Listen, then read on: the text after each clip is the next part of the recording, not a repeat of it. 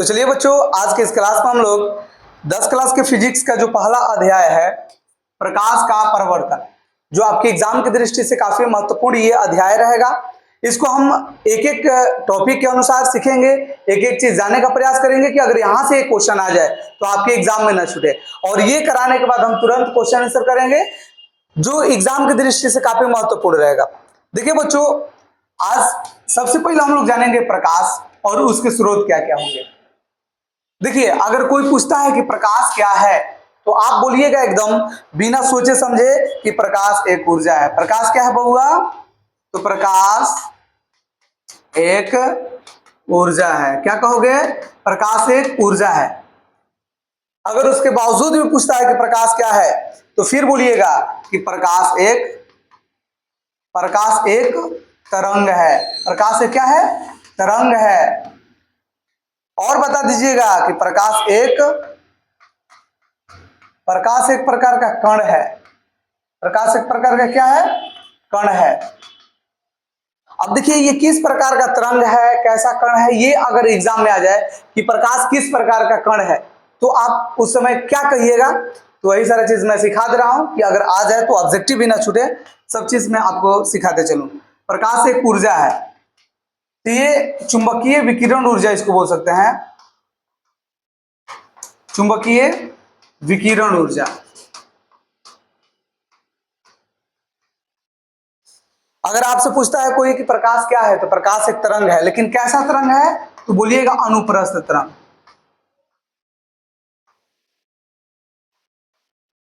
लेकिन हम इसको क्यों बोलेंगे अनुप्रस्थ तरंग?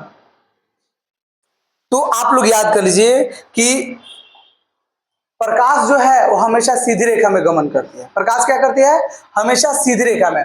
प्रकाश हमेशा सीधी रेखा में गमन करती है। तो जो भी चीज सीधी रेखा में गमन करेगी, जिसे प्रकाश, ध्वनि सीधी रेखा में गमन नहीं करती है, इस कारण वो अनुप्रस्थ तरंग नहीं होता है। ध्वनि जो होता है अनुदैर्ध्य तरंग होता है। अब मैं आपको एक उदाहरण के माध्यम से समझा दूं। जैसे मान लीजिए कि आप एक कमरे में हैं और लाइट जला रहे हैं वहां से, तो उसका जो प्रकाश है वो डायरेक्ट बाहर नहीं जाएगा अगर उसका सारा खिड़की दरवाजे सब बंद है तो। लेकिन वही अगर एक बंद कमरा में है और उसमें आप बाजा बजा रहे हैं, डीजे बजा रहे हैं, तो उसकी जो आवाज है बाहर जा सकती है। इससे ये पता चलता है कि जो प्रकाश है सीधी रेखा में गमन कर रहा है, जबकि जो ध्वनि है अगर कहीं से भी उसको स्रोत मिल जाए जाने के लिए तो कंपन के माध्यम से जा सकता है, ट्रेवल कर सकता है, एक जगह से दूसरी जगह गति कर सकता है। तो आप लोग समझ गए कि प्रकाश को हम अनुप्रस्थ तरंग क्यों बोलेंगे। प्रकाश चूंकि सीधी रेखा में गमन करती है जिसके कारण हम इसको क्या बोलेंगे? अनुप्रस्थ तरंग। अगर बोला जाए कि प्रकाश एक कण है तो कैसा कण है? तो इसके कण को हम लोग फोटोन बोलते हैं। क्या बोलते हैं? फोटोन बोलते हैं। प्रकाश किस प्रकार का कण है तो बोल दीजिएगा प्रकाश एक फोटोन है। थोड़ा सा हम लोग जानकारी हासिल करेंगे प्रकाश का गुण। प्रकाश का गुण क्या क्या होता है तो लिख लीजिए सबसे पहले कि प्रकाश हमेशा सीधी रेखा में, प्रकाश हमेशा सीधी रेखा में गमन करती है, सीधी रेखा में गमन करती है। याद कर लीजिए, प्रकाश हमेशा सीधी रेखा में गमन करती है। एक और याद कर लीजिए, प्रकाश का चाल निर्वात में, निर्वात मतलब जैसे निर्वात या बोला जाए या जहां पर वायुमंडल ना हो, या जैसे ये एयर में मतलब हवा में भी हम इसको निर्वात ही मानेंगे। और उसमें जो प्रकाश की चाल होती है लगभग 2.99 गुना 10 के पावर 8 मीटर प्रति सेकंड होती है। प्रकाश की चाल निर्वात में कितनी होती है बउआ? तो 3 गुना 10 के पावर 8 मीटर प्रति सेकंड होती है। ठीक है। एक और फैक्ट लिख लीजिए कि सूर्य से पृथ्वी पर प्रकाश आने में 8 मिनट 20 सेकंड लगता है। बताइए तो सूर्य से पृथ्वी पर प्रकाश आने में कितना टाइम लगता है? तो 8 मिनट 20 सेकंड। चलिए, इस प्रकार से आप लोग इसको याद रखिएगा। और कुछ कुछ आएगा तो मैं आप लोगों को बताते चलूंगा। चलिए देखिए, प्रकाश का स्रोत, तो प्रकाश का स्रोत हम उसको कहेंगे जहां से प्रकाश उत्सर्जित हो रहा हो, जहां से प्रकाश निकल रहा हो, जहां से चाहे जिससे प्रकाश, जिससे प्रकाश उत्सर्जित हो, जिससे प्रकाश उत्सर्जित हो, उसे प्रकाश का, उसे प्रकाश का क्या कहेंगे? प्रकाश का स्रोत कहेंगे। अब कहोगे कि प्रकाश का स्रोत मतलब कौन कौन हो सकता है ऐसा माध्यम जिससे प्रकाश निकलेगा? तो आप लोग तो समझ चुके होंगे कहां से प्रकाश उत्सर्जित होता है, निकलता है। कहोगे सर सबसे तो पहले आप एग्जाम्पल में लिखिए, सबसे पहले आप जैसे में लिख लीजिए। क्या लिखेंगे? सबसे पहले तो हम लिखेंगे सूर्य। क्या लिखेंगे? सूर्य, क्योंकि सूर्य से बहुत ज्यादा मात्रा में प्रकाश उत्सर्जित होता है, जो हमारे पृथ्वी पर पूरा दिन भर उसी का प्रकाश के कारण यहाँ पर प्रकाश उपस्थित रहता है और उसी के कारण यहाँ पर ऊष्मा ऊर्जा भी उपस्थित रहता है। तो सबसे पहले का स्रोत हम लोग क्या रखेंगे? सूर्य रखेंगे। आप बताओ क्या रखेंगे? बल्ब रख सकते हैं, और बोलो मोमबत्ती, मोमबत्ती, जुगनू, जुगनू, जुगनू आप लोग देखे हैं, ये छोटा कीड़ा होता है जिससे पीला कलर का लाइट निकलता है। आप लोग समझ चुके होंगे। अब ये जुगनू बहुत कम दिखाई देता है। चलिए मोमबत्ती, पूरा मोम लिखिए, मोमबत्ती, मोमबत्ती, जुगनू, बहुत सारे चीज हो जाएगा। लैंप हो जाएगा, मोमबत्ती हो जाएगा, तो उसके बाद लैंप लिख दीजिए, ललटेन लिख दीजिए, ललटेन, बहुत सारे हो जाएंगे जिससे प्रकाश उत्सर्जित हो रहा हो। अब ये जो प्रकाश उत्सर्जित हो रहा है तो ये दो प्रकार के हो सकता है, एक तो प्राकृतिक हो सकता है और एक कृत्रिम या मानव निर्मित, ठीक है ना। प्रकाश के स्रोत, प्रकाश के स्रोत दो प्रकार के हो सकते हैं, दो प्रकार के होते हैं। प्रकाश का स्रोत क्या होता है? दो प्रकार के, एक लिख लीजिए प्राकृतिक, एक लिख लीजिए प्राकृतिक, और दूसरा का लिख लीजिए कृत्रिम। कृत्रिम बोले तो, कृत्रिम बोले तो जो मानव के द्वारा या हम लोगों के द्वारा बनाया गया उसको हम लोग कृत्रिम बोलेंगे, ठीक है।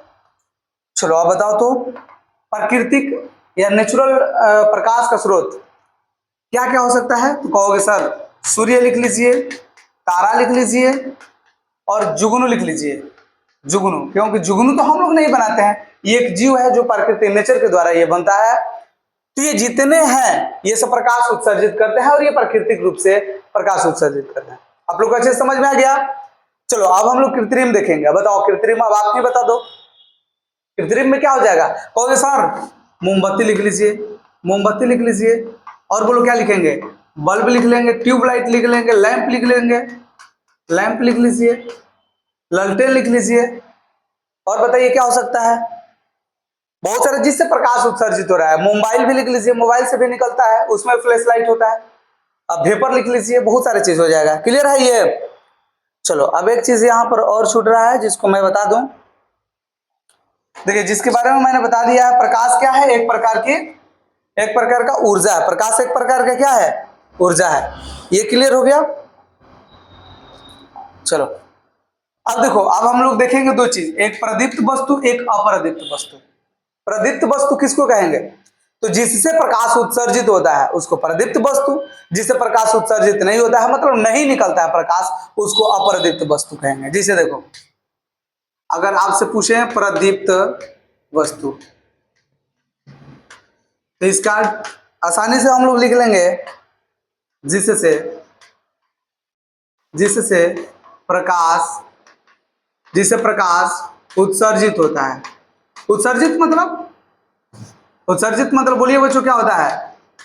उत्सर्जित मतलब निकलता है। जिससे प्रकाश क्या होता है? उत्सर्जित होता है, निकलता है, उत्सर्जित होता है, उसे प्रदीप्त वस्तु कहते हैं, प्रदीप्त वस्तु कहते हैं। चलो बताओ, प्रदीप्त वस्तु आप लोग समझ गए। अब कहोगे सर प्रदीप्त वस्तु का अब हम तो अपने से उदाहरण बता सकते हैं, इसमें कोई कंफ्यूजन वाला ही बात नहीं है। बोलो प्यारे बच्चों, आप लोग बता सकते हो क्या? प्रदीप्त वस्तु बता सकते हो जिससे प्रकाश उत्सर्जित हो रहा है। अभी तो हमने देखा कि प्रकाश किसके किसके किसके माध्यम से निकल रहा है, उसका स्रोत क्या क्या है, तो सारा चीज प्रदीप्त वस्तु होगा जो अभी हमने पढ़ा प्रकाश के स्रोत में। बोलिए क्या क्या हो जाएगा? तो ये सूर्य हो जाएगा। बताइए तो बच्चों, क्या पृथ्वी हो सकता है? कहोगे नहीं सर, पृथ्वी तो नहीं हो सकता है, क्योंकि पृथ्वी का अपना प्रकाश नहीं होता है। क्या बच्चों बताओ, तो चांद हो सकता है? कहोगे सर नहीं, चांद का भी अपना प्रकाश नहीं होता है। ये चांद तो लास्ट में लगता है कि उसमें से प्रकाश ग्लो हो रहा है, निकल रहा है, लेकिन बच्चों वो जो प्रकाश आता है ना, तो सबसे पहले सूरज से वहां पर रिफ्लेक्ट होता है और वही हम लोग के पास पहुंचता है। तो लगता है, ऐसा प्रतीत होता है कि चांद का भी अपना प्रकाश है, लेकिन ऐसा नहीं है। तो आप लोग याद रखिएगा, चांद का भी अपना प्रकाश नहीं होता है और ना ही पृथ्वी का होता है। चलो सूर्य हो गया। अब बताओ प्रदीप्त वस्तु क्या हो जाएगा? तो बल्ब हो जाएगा। और बोलो मोमबत्ती हो जाएगा। अब मैं रहने दूं, आप लोग आगे लिख लीजिएगा बहुत सारा इसमें। प्रदीप्त वस्तु समझ गए क्या? जब प्रदीप्त समझ गए हैं तो अप्रदीप्त को तो समझने में कोई दिक्कत ही नहीं होगा, कठिनाई ही नहीं होगा। अप्रदीप्त वस्तु, बोलिए बच्चों, अप्रदीप्त वस्तु किसको कहेंगे? अप्रदीप्त जिससे प्रकाश उत्सर्जित नहीं हो, जिससे प्रकाश नहीं निकले। आसान भाषा में लिखा जाए, जिससे प्रकाश न निकले, जिससे प्रकाश न निकले, चाहे नहीं निकलता हो, निकले, उसे क्या कहेंगे? उसे अप्रदीप्त वस्तु कहेंगे। उसे अप्रदीप्त वस्तु कहते हैं। अब बताओ, अप्रदीप्त वस्तु का उदाहरण आप लोग से मैं बोलूंगा लिखने के लिए, तो क्या लिख पाओगे? कहोगे हाँ सर हम लिख पाएंगे। क्यों लिख पाओगे? क्योंकि ये सब तो हम लोग देखते हैं, ये हमारे जीवन में घटनाएं होती रहती है। किसी प्रकाश उत्सर्जित हो रहा है, निकल रहा है, किसी नहीं निकल रहा है, तो बहुत सारा चीज हो जाएगा जिससे नहीं निकलता है। अभी आपने लिखा था पृथ्वी, तो पृथ्वी सर आप लिख लीजिए, क्योंकि पृथ्वी का अपना प्रकाश नहीं होता है। तारा लिख लीजिए, सॉरी तारा हो सकता है। ग्रह हो जाएगा, कोई भी ग्रह जो है ना उसका अपना प्रकाश नहीं होता है। ग्रह में आप लोग जानते हैं ना, बुध, शुक्र, पृथ्वी, मंगल, बृहस्पति, शनि, अरुण, वरुण, तो ये जितना है इसका अपना प्रकाश नहीं होता है। चलो और बता दो, किताब क्या होगा? कहोगे नहीं सर किताब से भी प्रकाश नहीं निकलता है। मिट्टी, पहाड़ कुछ भी नहीं होगा। पेड़ भी हो जाएगा जो प्रदीप्त वस्तु नहीं है। तो बहुत सारी वस्तुएं हैं जो अप्रदीप्त वस्तु है, मतलब प्रदीप्त वस्तु नहीं है, जिसे प्रकाश नहीं निकलता है उसको हम लोग अप्रदीप्त कहेंगे। और ये आप लोग अच्छे समझ चुके होंगे कि जिससे प्रकाश नहीं निकलेगा उसको हम अप्रदीप्त, जिससे निकलेगा उसको प्रदीप्त कहते हैं। चलो अब हम लोग पढ़ेंगे प्रकीर्णन, और प्रकीर्णन को अच्छे तरीके से समझेंगे। देखिए, इसको सबसे पहले मैं एक उदाहरण से समझा दे रहा हूं। जैसे मान लीजिए कि यहाँ पर कोई पत्थर है या छोटे छोटे कण है, ठीक है ना। चलो ये मान लीजिए कोई कण है, पत्थर है या धूल कण है, कुछ भी आप लोग इसको समझ लीजिए। यहाँ पर प्रकाश की किरणें बहुत सारी आ रही है, ठीक है ना। प्रकाश की किरणें आ रही है और आने के बाद जब इसे टकरा रही है तो कुछ इससे क्या हो जा रही है? रिफ्लेक्ट कर दे रही है, कुछ रिफ्लेक्ट कर रही है, कुछ इसको पार भी कर जाएगी। ऐसा होता है क्या? तो हाँ सर ऐसा हो सकता है। अब ये मैं आपको बताऊंगा कि आप लोग ऐसा किए हैं, तो कहोगे अरे ये हम लोग तो सब जानते थे, लेकिन अभी तक इससे अच्छे तरीके से हम परिचित नहीं थे। देखिए, आप लोग कभी ऐसे हाथ पर मोमबत्ती नहीं, टॉर्च लाइट या जो मोबाइल का फ्लैश लाइट होता है उस पर आपने उंगली रख करके देखे होंगे कि जो ये फिंगर होता है ना रेड कलर का दिखने लगता है। तो ये जो रेड कलर का दिखता है ना, तो वही कारण है प्रकाश का प्रकीर्णन। प्रकाश के प्रकीर्णन के कारण ही होता है, क्योंकि इसका कुछ भाग ये फिंगर के द्वारा, मतलब उंगली के द्वारा उसके कुछ भाग को अवशोषित कर लिया जाता है, और जिसका तरंग दैर्घ्य अधिक होता है वो पार कर पाता है। तो तरंग दैर्घ्य सबसे ज्यादा किसका होता है? लाल कलर का। अब देखो, आप लोगों को मैं बता दूं, अगर ये लगता है कि मेरे हाथ में खून है और वही दिख रहा है, तो आप लोग ऐसा एक्सपेरिमेंट कर लीजिएगा। नीचे आप फ्लैश लाइट जला लीजिएगा मोबाइल के, और उसके ऊपर एक एक करके पेज रखते जाइएगा। आप देखेंगे ना कि पेज में से भी लाइट कलर, जो कलर निकल रहा है लाइट, वो रेड कलर का निकल रहा है। तो इससे आपको तो अंदाजा लग जाएगा कि सर बता रहे हैं वही चीज प्रकाश के प्रकीर्णन, मतलब जो कुछ भाग है उसका अवशोषित कर लिया जा रहा है, जिसका तरंग दैर्घ्य आधा मतलब ज्यादा है वो क्या हो जा रहा है, उसको पार कर जा रहा है और वही कलर दिख रहा है। तो सबसे पहले बताओ प्रकीर्णन हम पूछेंगे तो क्या कहोगे, जब प्रकाश के किरणों को कोई छोटे धूल कण के द्वारा उसके कुछ भाग को अवशोषित कर लिया जाता है तो उसे प्रकाश का प्रकीर्णन कहते हैं ना। चलो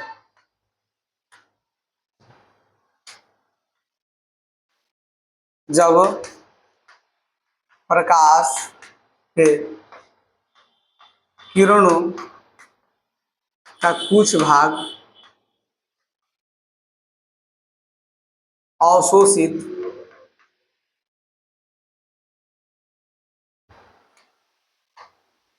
अवशोषित कर लिया जाता है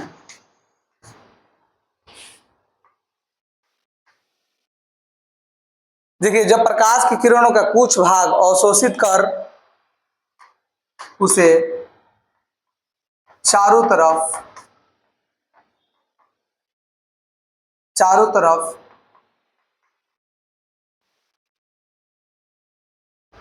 जब प्रकाश की किरणों का कुछ भाग अवशोषित कर उसे चारों तरफ फैलने की घटना को प्रकाश का प्रकीर्णन कहते हैं। क्या कहते हैं बच्चों, प्रकाश का प्रकीर्णन कहते हैं। प्रकाश का प्रकीर्णन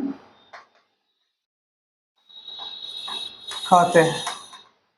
इसमें से जब हटा दीजिएगा तो अच्छा लगने लगेगा। ये जो परिभाषा हमने लिखा है, इसको जो डिफिनेशन हमने लिखा है, देखिए प्रकाश के किरणों का कुछ भाग अवशोषित कर उसे चारों तरफ फैलने की घटना को क्या कहते हैं, प्रकाश का प्रकीर्णन कहते हैं। तो देखिए, जब प्रकाश की किरणें यहाँ पर टकराएंगी और वहां से फैल जाएंगी अलग अलग डायरेक्शन में, अलग अलग दिशाओं में, तो उसी को प्रकाश के प्रकीर्णन कहेंगे। आप एक चीज याद कर लीजिए कि जो भी चीज रंग में परिवर्तन आप लोग को दिखेगा, जैसे कोई पूछेगा कि अंतरिक्ष यात्री को आसमान काला क्यों दिखाई देता है, तो बता दीजिएगा प्रकाश के प्रकीर्णन के कारण। अंतरिक्ष से जब हम लोग देखते हैं पृथ्वी को और नीला कलर का दिखता है तो क्यों दिखता है, प्रकाश के प्रकीर्णन के कारण। सूर्य उगते एवं डूबते समय लाल कलर का प्रतीत होता है, ऐसा तो आप लोग देखे होंगे, तो ये क्यों होता है, प्रकाश के प्रकीर्णन के कारण। क्लियर है सब। चलो अब हम लोग देखेंगे प्रकाश के किरणें। जो प्रकाश होता है उसमें बहुत सारे किरण होती है, ठीक है ना। प्रकाश क्या होता है, किरणों से बना होता है। प्रकाश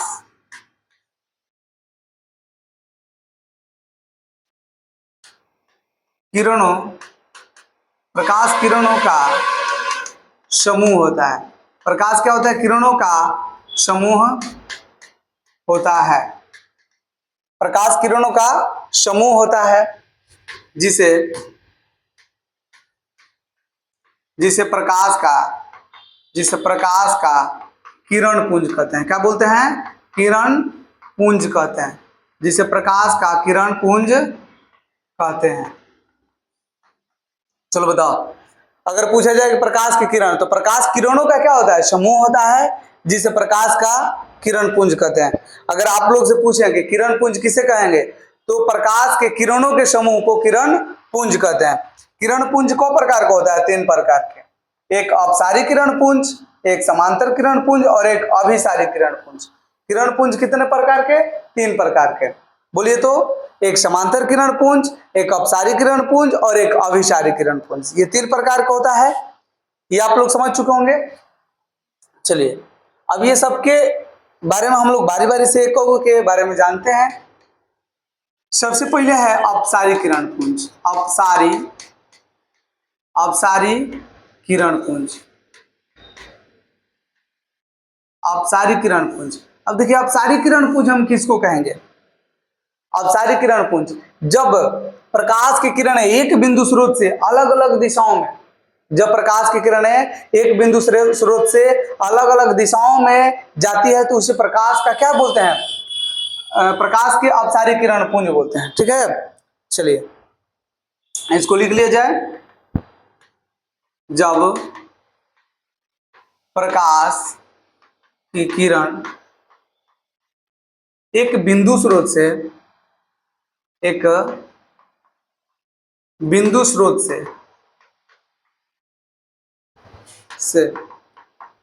अलग अलग दिशाओं में या एक बिंदु स्रोत से फैलती जाती है,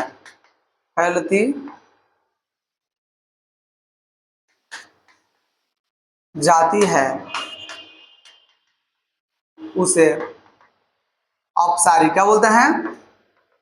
अपसारी किरण पुंज कहते हैं। अपसारी किरण पुंज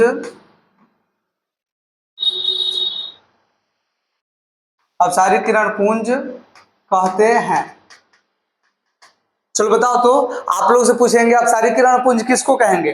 तो जब प्रकाश की किरण एक बिंदु स्रोत से फैलती जाती है तो उसे अपसारी किरण पुंज कहते हैं। जैसे देख लो, ये एक बिंदु स्रोत हो गया, ठीक है ना, और यहाँ से बहुत अलग अलग डायरेक्शनों में जब प्रकाश की किरणें जाएंगी तो इसी को हम लोग क्या बोलेंगे? अपसारी किरण पुंज। ये आप लोग समझ चुके। जब एक जगह से अलग अलग डायरेक्शनों में प्रकाश की किरणें जाएंगी तो उसको हम लोग क्या बोलेंगे? अपसारी किरण पुंज कहेंगे। चलिए एक और देख लिया जाए, दूसरा का समांतर किरण पुंज। समांतर किरण पुंज हम किसको कहेंगे? जब प्रकाश की किरण एक दूसरे के समांतर हो, जब प्रकाश की किरण एक दूसरे के समांतर हो तो उसे क्या कहते हैं? समांतर किरण पुंज कहते हैं। चलो बताओ, ये आप लोग याद कर लिए। जब प्रकाश की किरण एक दूसरे के समांतर हो तो उसे समांतर किरण पुंज कहते हैं। जैसे देख लो, ये एक किरण हो गया और ये बहुत सारे किरण रहेगा एक साथ है जो एक दूसरे के समांतर हो, तो इसी को हम लोग बोलेंगे समांतर किरण पुंज। दोस्तों एक नोट लिख लीजिएगा,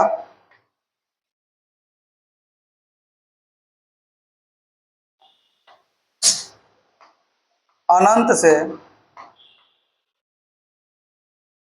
आती हुई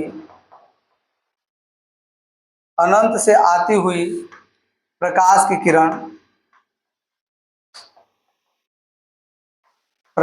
किरण को समांतर किरण पुंज मानते हैं। समांतर किरण पुंज माना जाता है।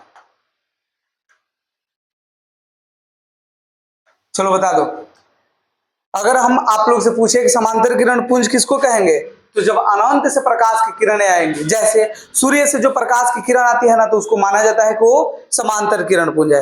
बताओ, तो अनंत से आते हुए प्रकाश की किरण को क्या मानते हैं?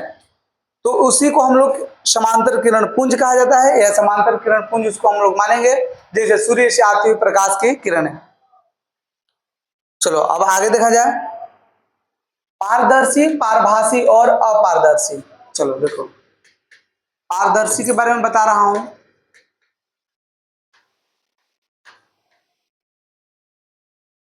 पारदर्शी में बताइए क्या हो जाएगा? तो वैसा पदार्थ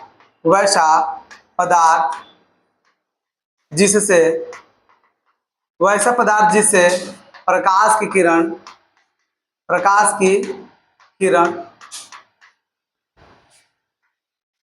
पार कर जाए।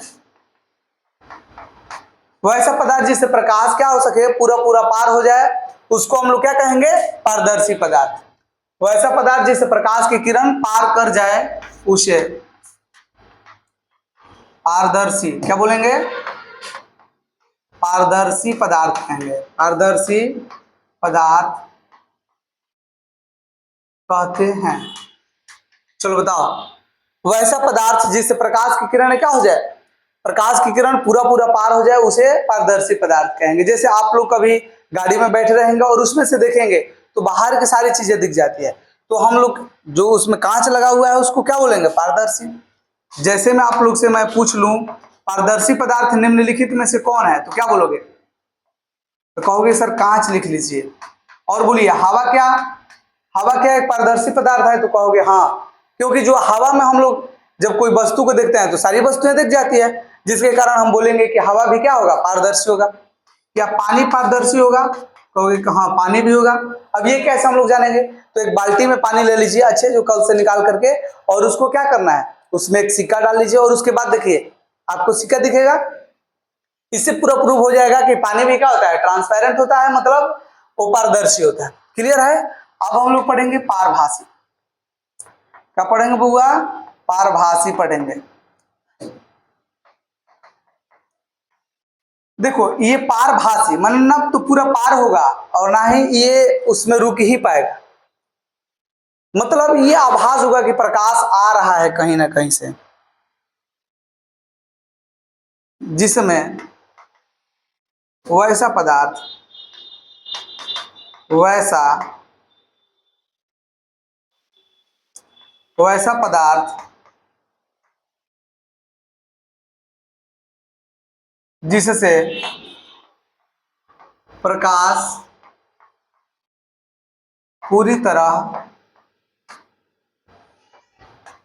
पार न हो सके। देखिए तो वैसा पदार्थ जिससे प्रकाश पूरी तरह पार न हो सके उसे क्या कहेंगे? उसे पारभासी। उसे कह देना पारभासी पदार्थ। क्या कहोगे?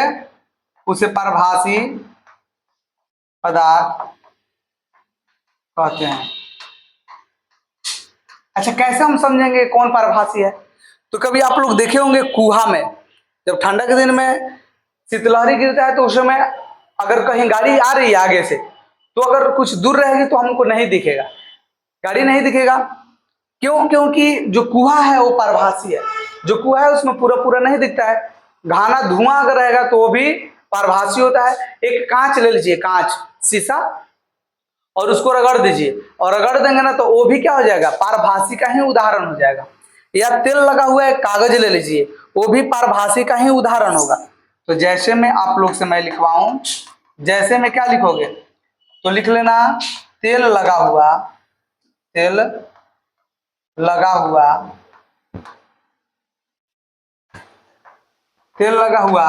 कागज। दूसरा का उदाहरण लिख लीजिए, घिसा हुआ कांच,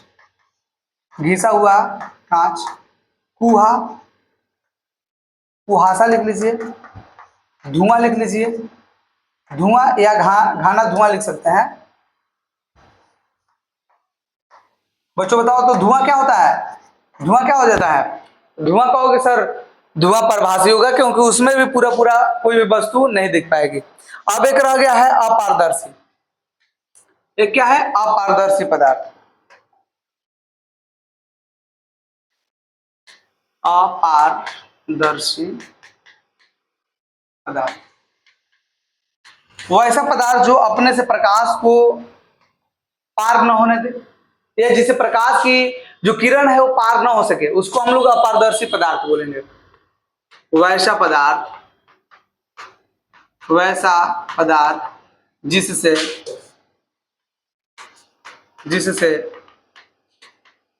प्रकाश पार न हो सके उसे क्या कहेंगे? उसे अपारदर्शी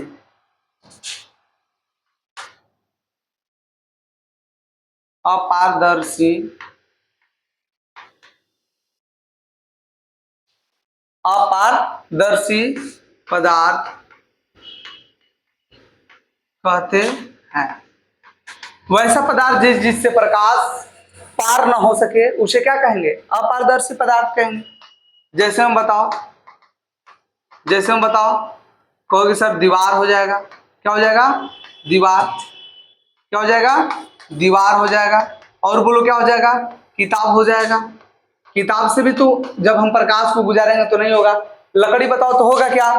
कहोगे हाँ सर लकड़ी भी अपारदर्शी पदार्थ होगा। लकड़ी भी क्या होगा? अपारदर्शी पदार्थ होगा। ये क्लियर है अच्छे से? ये आप लोग समझ चुके हैं? बताओ तो अपारदर्शी पदार्थ का उदाहरण क्या होगा? दीवार, किताब, लकड़ी और बहुत सारा हो जाएगा जो आप अपने हिसाब से लिख लीजिएगा जिससे प्रकाश न गुजरे। तो चलिए बच्चों, अब हम लोग का चैप्टर स्टार्ट होता है जो हम लोग को पढ़ना था। ये तो जितना हम लोग पढ़े वो सब प्रकाश के गुण था, वो जितना था सब प्रकाश के बारे में हम लोग जानने वाले थे कि प्रकाश आखिर होता क्या है। अब हम लोग पढ़ेंगे प्रकाश का परिवर्तन। अब प्रकाश का परिवर्तन क्या होता है? तो देखिए, जब कोई चिकने सतह पर प्रकाश की किरणें यहाँ पर टकराती है तो टकराने के बाद ये क्या हो जाती है? उसी माध्यम में ये मुड़ जाती है, जिससे हम लोग प्रकाश का परिवर्तन करते हैं। या प्रकाश के मुड़ने की जो क्रिया है या घटना है उसको प्रकाश का क्या बोलेंगे? परावर्तन बोलेंगे। क्लियर है? चलो प्रकाश के परिवर्तन का डिफिनेशन लिख लिया जाए।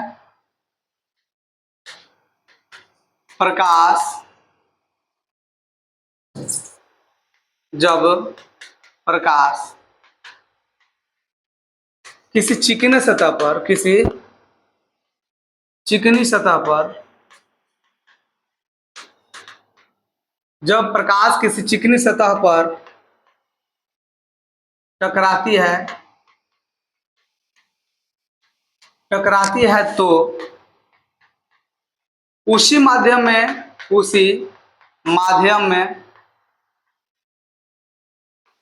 मुड़ जाती है।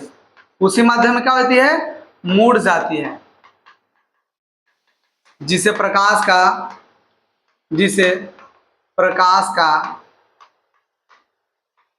परावर्तन कहते हैं।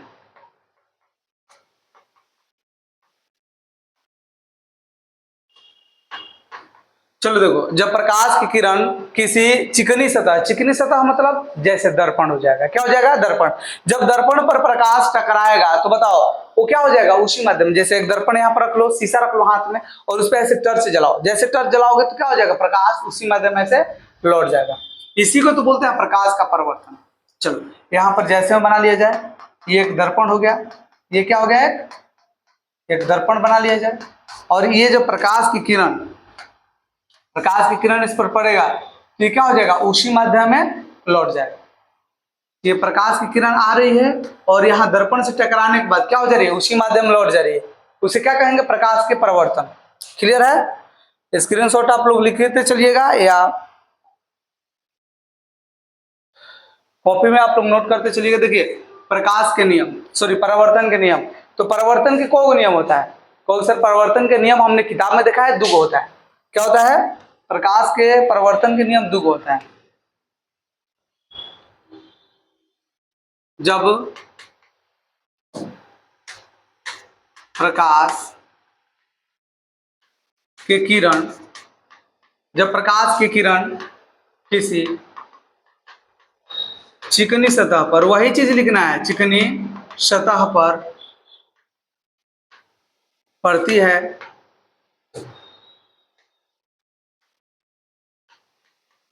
जब प्रकाश की किरण किसी चिकनी सतह पर पड़ती है तो वह उसी माध्यम में लौट जाती है।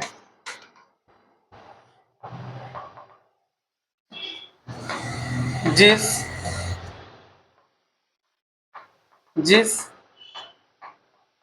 नियम द्वारा लौटती है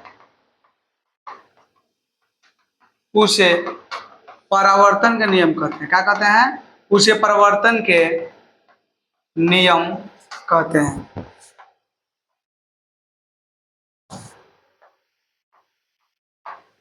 उसे परिवर्तन के नियम कहते हैं।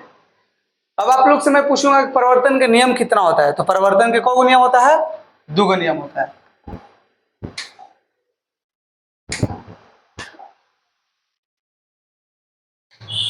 परावर्तन का 2 नियम होता है। परिवर्तन के कौ नियम होता है? 2। चलिए अब इसके बारे में अब हम लोग जानेंगे। सबसे पहले एक दर्पण बनाइए। दर्पण या कोई चिकना पृष्ठ ले लीजिए और देखिए इससे बच्चों अब हम लोग क्या करेंगे? देखिए, देखते रहिएगा, सीखते चलिएगा। जब इससे हम लोग क्या करेंगे, प्रकाश जब इस पर हम लोग डालेंगे तो प्रकाश उसी माध्यम में लौट जाएंगे। तो इसको हम लोग बोलेंगे आपतित किरण। क्या बोलेंगे? इसको हम लोग आपतित किरण बोलेंगे, आपतित किरण। ठीक है। और ये जो लौट रही है इसको बोलेंगे परावर्तित, इसको परावर्तित किरण बोलेंगे। ठीक है। अब देखिए, जहां पर ये जो प्रकाश की किरण आकर के दर्पण पर टकराती है, यहाँ पर एक पॉइंट होता है, बिंदु, इसको हम लोग बोलते हैं आपतन बिंदु। क्या बोलते हैं? आपतन बिंदु। इस सब का अलग से डिफिनेशन भी हम लोग लिखेंगे, सीखेंगे। चलो ये बताओ क्या है? ये दर्पण है और दर्पण को हम लोग एमएन मान लेते हैं। क्या कर लेते हैं? एमएन दर्पण मान लेते हैं। अब देखो, एक यहाँ पर अभिलंब हम लोग खींचेंगे, एक अभिलंब हम लोग डालेंगे। जब अभिलंब डालेंगे तो यहाँ पर दो एंगल बनेगा। क्या होगा? दो यहाँ पर एंगल बनेगा। देखो यहाँ पर दो एंगल बना है, एक को एंगल आई बोलेंगे और एक को एंगल आर बोलेंगे। मतलब इसको आपतन कोण बोलते हैं। क्या बोलते हैं? आपतन कोण। इंसिडेंट एंगल बोलेंगे, मतलब आपतन कोण। इसको परावर्तन कोण, परावर्तन कोण। ये सारा चीज आप लोग समझ चुके हैं। ये जो बीच में हमने ऐसे लंब खींचा है, इसको अभिलंब बोलते हैं। क्या बोलते हैं? अभिलंब। चलिए अब परिवर्तन के नियम लिखा जाए। परिवर्तन के दो नियम है। पहले का ये काफी इंपॉर्टेंट है क्योंकि एग्जाम में कई बार आया हुआ है। ठीक है। देखिए पहले का नियम हम लोग लिखेंगे, आपतित किरण, आपतित किरण, परावर्तित किरण, आपतित किरण, परावर्तित किरण तथा आपतन बिंदु पर, आपतन बिंदु पर डाला गया लंब। देखिए, आपतित किरण, परावर्तित किरण तथा आपतन बिंदु पर डाला गया अभिलंब, तीनों एक ही तल में होते हैं। क्या होते हैं? तीनों एक ही तल में होते हैं। चलो बताओ, आपतित किरण, परावर्तित किरण तथा आपतन बिंदु पर डाला गया लंब, तीनों क्या होते हैं? एक ही तल में होते हैं। एक हो गया।